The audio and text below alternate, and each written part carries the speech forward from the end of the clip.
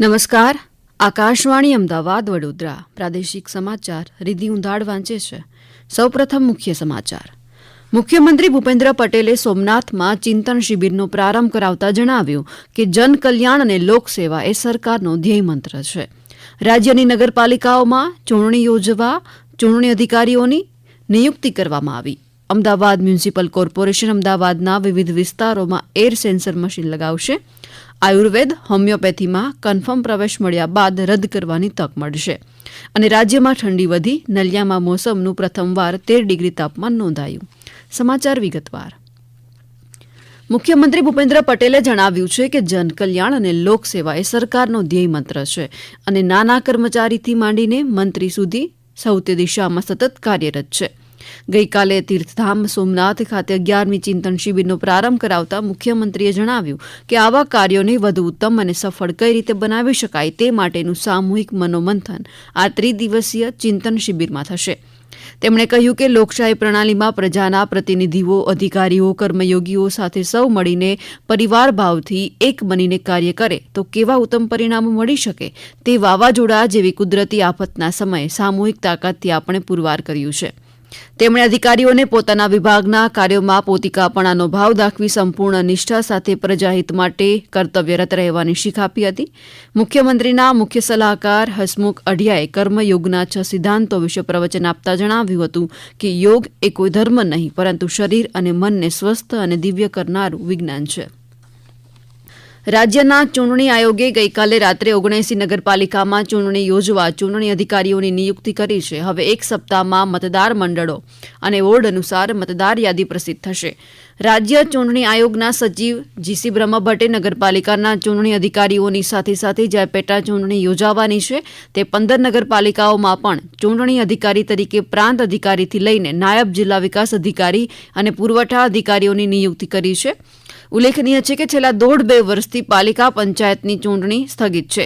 ચૂંટણી અધિકારીઓની નિયુક્તિ સાથે હવે 10 ડિસેમ્બર પછી ચૂંટણીની જાહેરાત થવાની પણ શક્યતા છે. અમદાવાદ મ્યુનિસિપલ કોર્પોરેશન હવે અમદાવાદના વિવિધ વિસ્તારોમાં એર સેન્સર મશીન લગાવશે. આ મશીન એવા વિસ્તારોમાં લગાવવામાં આવશે જ્યાં પ્રદૂષણનું સ્તર વધુ છે. અમદાવાદ મ્યુનિસિપલ કોર્પોરેશનની સ્ટેન્ડિંગ કમિટીના ચેરમેન દેવાંગ દાણીએ જણાવ્યું હતું કે સ્ટેન્ડિંગ કમિટીમાં મંજૂર કરવામાં આવેલ બજેટમાં શહેરના વિવિધ વોર્ડ વિસ્તારમાં એર સેન્સર મશીન લગાવવા ₹20 કરોડની રકમની ફાળવણી કરવામાં આવી છે. શહેરમાં દર 500 મીટરના અંતરે એર સેન્સર મશીન મૂકી હવા ગુણવત્તા સૂચકાંકમાં ઘટાડો કરવા પ્રયાસ કરાશે. જે વિસ્તારમાં હવાનું પ્રદૂષણ વધતું જોવા મળશે ત્યાં તંત્ર તરફથી ત્વરિત પ્રદૂષણને ઘટાડવાના પ્રયાસ પણ કરાશે. ભારતના ભવિષ્યને ઘડવામાં યુવાનોની વધુ ભાગીદારી માટે પ્રધાનમંત્રી નરેન્દ્ર મોદીના વિઝન સાથે સંલગ્ન યુવા બાબતોના મંત્રાલય દ્વારા વિકસિત ભારત યંગ લીડર્સ ડાયલોગમાં રાષ્ટ્રીય યુવા ઉત્સવનું આયોજન કરવામાં આવ્યું છે. જે અંતર્ગત વિકસિત ભારત ચેલેન્જના પ્રથમ રાઉન્ડમાં 25મી નવેમ્બરથી 5મી ડિસેમ્બર 2024 સુધી અખિલ ભારતીય ડિજિટલ ક્વિઝ સ્પર્ધા યોજાશે. જેમાં 15થી 29 વર્ષની વય જૂથના ખેલાડીઓ મેરા યુવા ભારત પર આયોજિત ક્વિઝમાં ભાગ લઈ શકશે. પેરિસ પેરાલિમ્પિક્સના સુવર્ણચંદ્રક વિજેતા નવદીપ, પેરાલિમ્પિયનના ભાવનાબેન અને એશિયન પેરા સુવર્ણચંદ્રક વિજેતા નિમિષા સીએસે દેશના યુવાનોને આ સ્પર્ધામાં ઉત્સાહભેર ભાગ લેવા અપીલ કરી છે.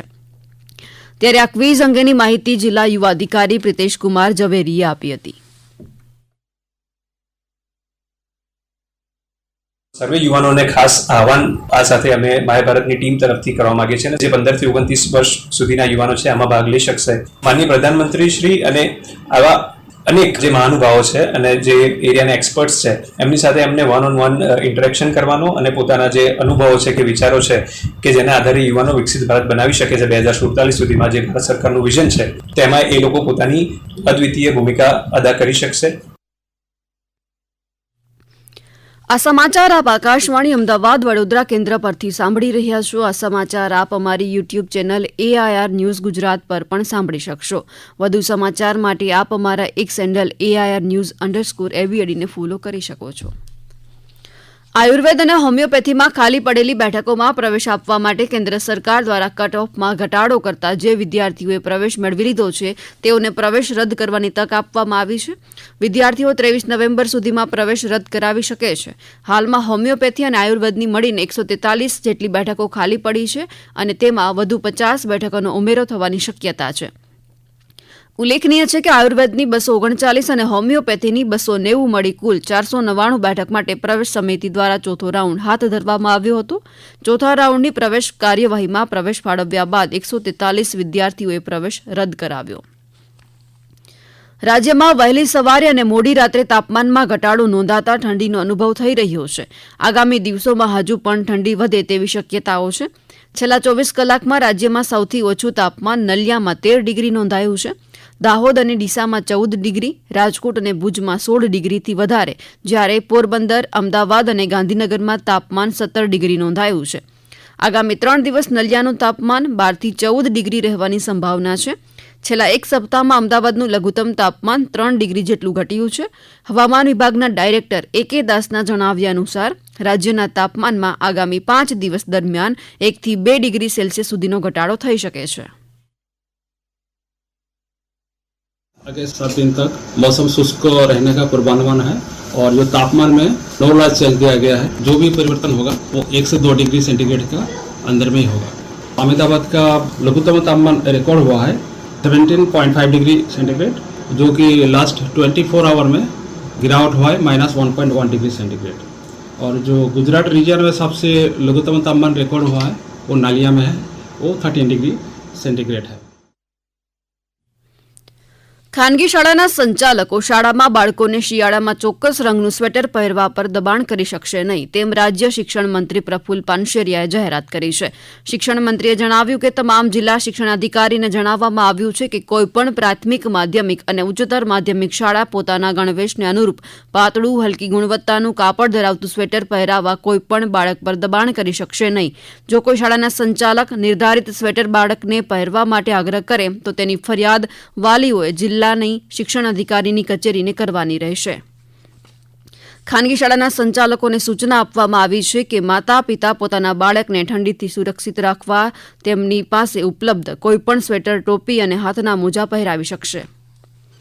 આગામી 14 ડિસેમ્બરે તમામ અદાલતોમાં વર્ષની છેલ્લી રાષ્ટ્રીય લોક અદાલત યોજાશે. આ અદાલતમાં નાગરિકો મોટર અકસ્માત હેઠળ વળતર કેસો, લેબર અદાલતના સમાધાનપાત્ર કેસો, જમીનને લગતા, મિલકતોને લગતા, પાર્ટીશનને લગતા પેન્ડિંગ કેસો મૂકી શકશે.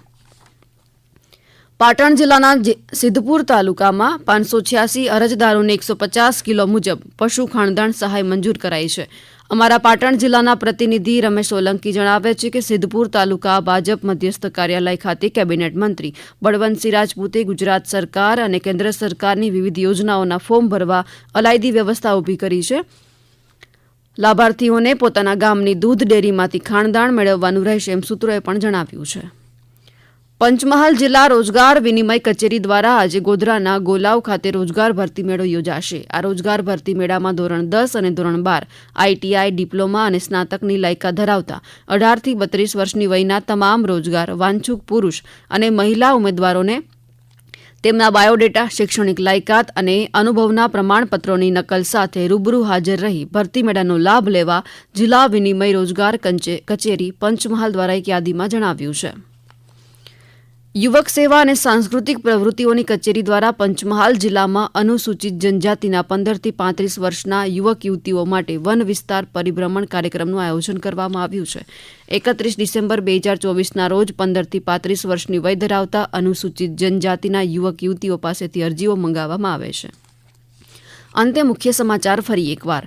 મુખ્યમંત્રી ભૂપેન્દ્ર પટેલે સોમનાથમાં ચિંતન શિબિરનો પ્રારંભ કરાવતા જણાવ્યું કે જન કલ્યાણ અને લોકસેવા એ સરકારનો ધ્યેય મંત્ર છે.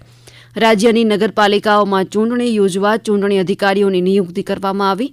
અમદાવાદ મ્યુનિસિપલ કોર્પોરેશન અમદાવાદના વિવિધ વિસ્તારોમાં એર સેન્સર મશીન લગાવશે. આયુર્વેદ, હોમિયોપેથીમાં કન્ફર્મ પ્રવેશ મળ્યા બાદ રદ કરવાની તક મળશે. અને રાજ્યમાં ઠંડી વધી, નલિયામાં મોસમનું પ્રથમવાર 13 ડિગ્રી તાપમાન નોંધાયું. આકાશવાણીના અમદાવાદ વડોદરા કેન્દ્ર પરથી પ્રાદેશિક સમાચાર પૂરા થયા.